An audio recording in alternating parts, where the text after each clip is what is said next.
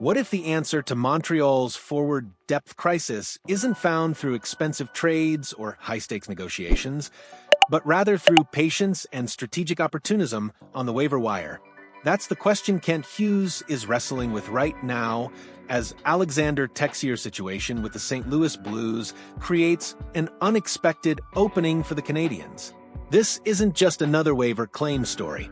This is a masterclass in how smart general managers think several moves ahead, understanding that sometimes the best deals aren't made in the heat of the moment. They're made when you're willing to wait for the perfect timing. The Canadiens are staring down two distinct paths, and the choice Hughes makes could fundamentally alter how Montreal navigates the rest of the season. Alexandre Texier has become a cautionary tale in St. Louis. The young forward, once viewed as a promising piece of the Blues' future, has found himself in an increasingly uncomfortable position. The organization has essentially decided he doesn't fit their plans, and rather than let him languish on the roster or in the press box, they've placed him on waivers, making him available to any team willing to absorb his $2.1 million cap hit. Here's where it gets interesting for Montreal. The Canadiens are presented with two distinct options, and each carries its own strategic implications. Option 1, attempt a waiver claim for Texier and add that $2.1 million cap hit to the books immediately. This gives Hughes an instant depth forward, someone who can contribute to the lineup right now, while the team navigates the injury crisis that's been suffocating their forward group. Option 2, show restraint. Wait to see if the situation deteriorates further in St. Louis.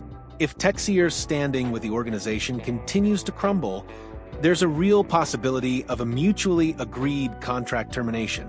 At that point, the Canadiens could negotiate a brand new deal with a much more reasonable annual average value, essentially acquiring a player who would serve as a contingency plan at a fraction of the current cost.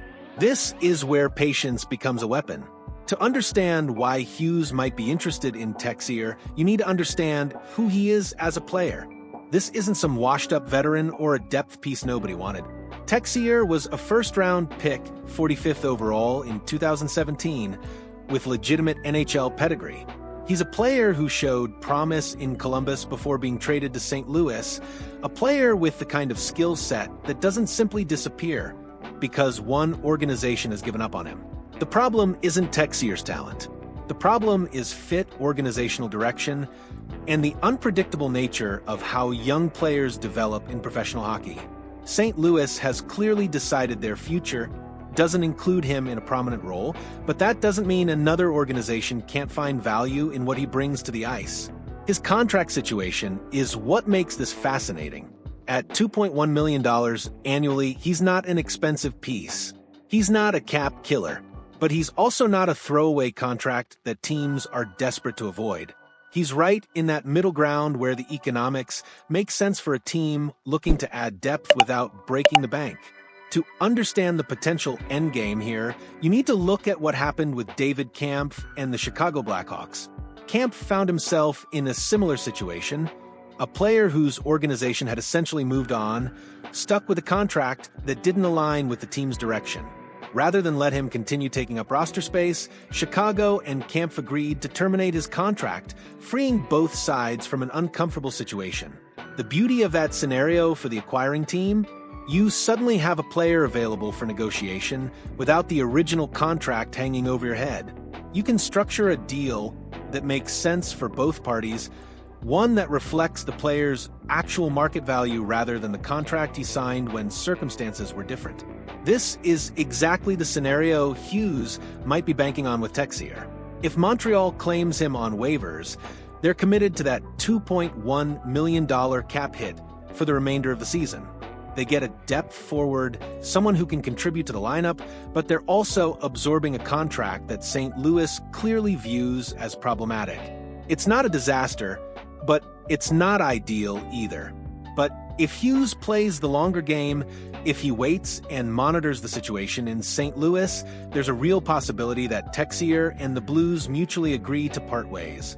At that point, Montreal could potentially negotiate a fresh deal, a contract that reflects what Texier is actually worth on the open market, A deal that might be for less money shorter term or structured in a way that gives the Canadiens more flexibility.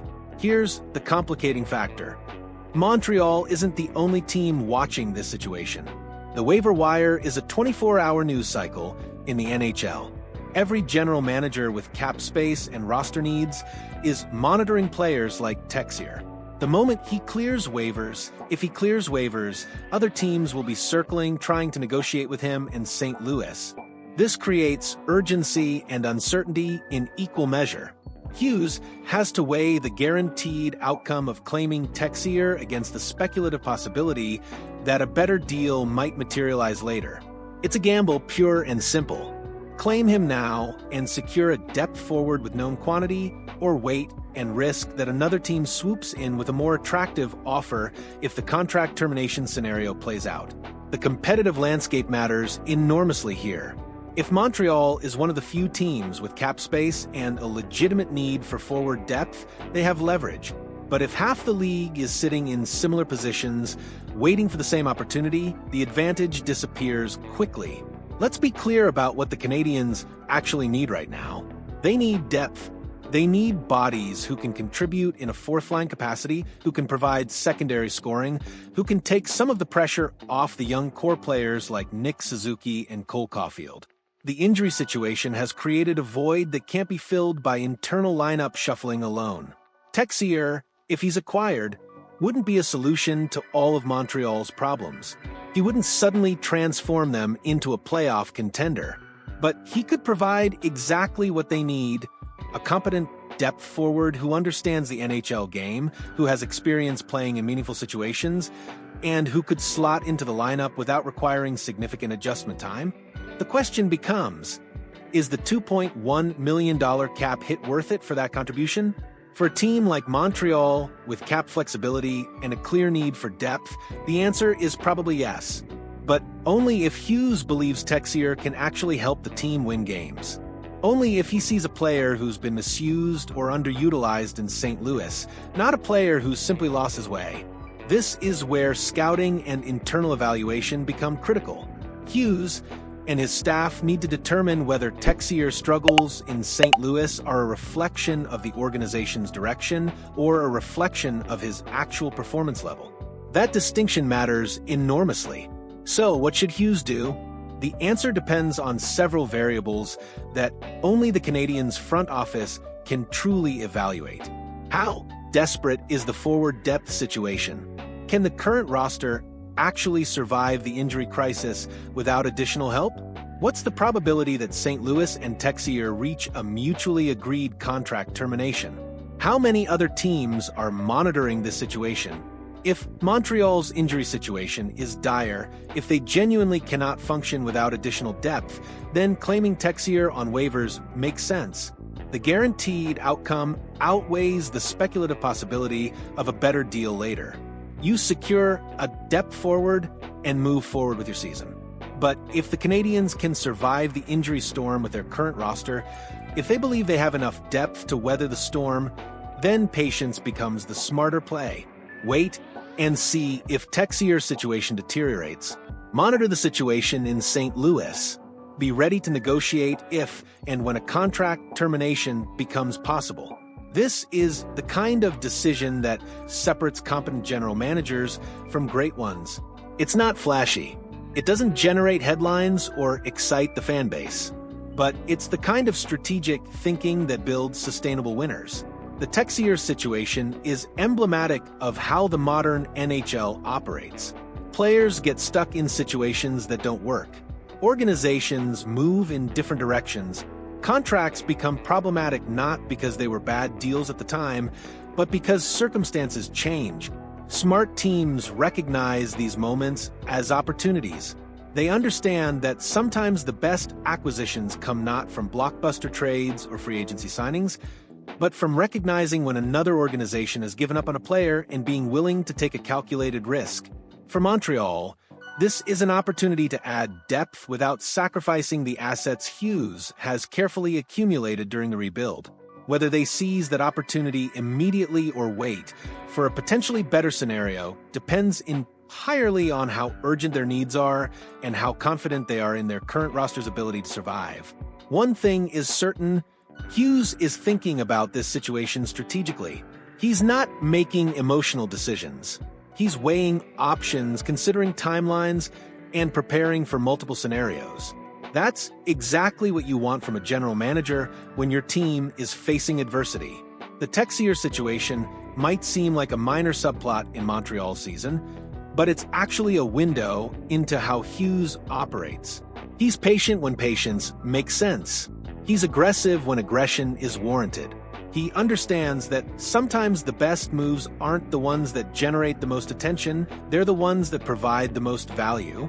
The Canadiens will navigate this decision carefully. They'll monitor Texier's situation in St. Louis. They'll evaluate their own roster needs. And when the moment is right, they'll make the move that makes the most sense for their long-term vision. That's how you build something sustainable. That's how you turn a rebuild into a contender. Here's what I want to hear from you. If you're Kent Hughes, do you claim Texier on waivers right now? Or do you play the waiting game and hope for a contract termination scenario? What's your read on Montreal's forward depth situation? Can they survive without additional help? Or is the injury crisis forcing their hand? Drop your thoughts in the comments below. I genuinely want to know how you'd approach this decision.